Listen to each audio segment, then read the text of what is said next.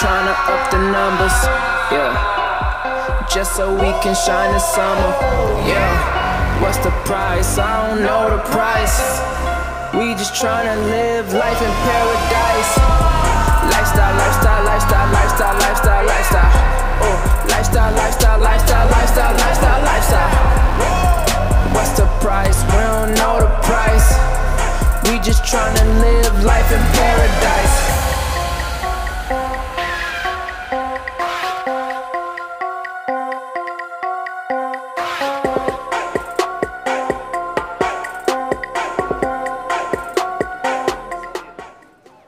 D'abord, je vous remercie pour l'occasion qui nous est offerte d'être reçus aujourd'hui à l'université de Casablanca, Roi Hassan II.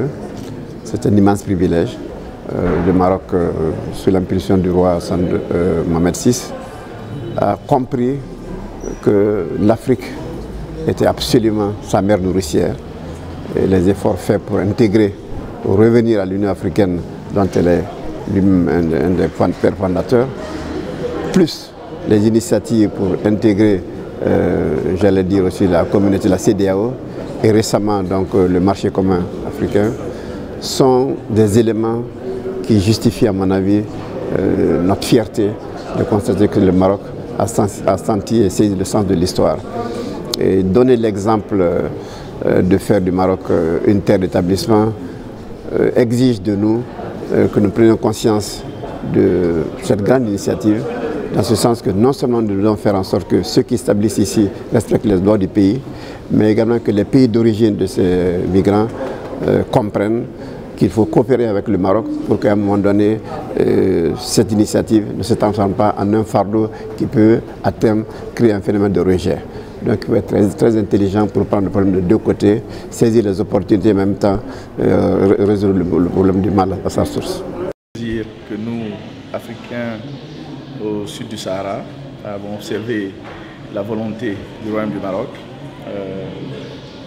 d'ouvrir ses portes aux migrants, de les intégrer et de les régulariser. Ce n'est pas toujours facile de recevoir des milliers de personnes dans un pays, et donc il faut une volonté politique réelle, affichée. Le Maroc aujourd'hui sert d'exemple aux autres pays africains. Donc on ne peut que se réjouir de savoir que nos frères qui quittent notre pays dans l'espoir d'un avenir meilleur trouvent au Maroc une terre d'asile et se sentent les bienvenus et ont une chance d'intégrer la société marocaine et de contribuer au maximum à l'économie marocaine.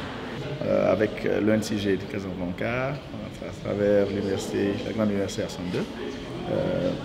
Nous avons déjà signé plusieurs conventions de partenariat afin d'offrir la meilleure des formations possibles à ces jeunes pour que, même si éventuellement ils venaient au Maroc, ce serait pour directement contribuer à l'économie marocaine, aider le Maroc à assurer une meilleure croissance et servir d'ambassadeur éventuellement après le retour dans leur pays d'origine, servir d'ambassadeur pour les produits et services marocains chez eux.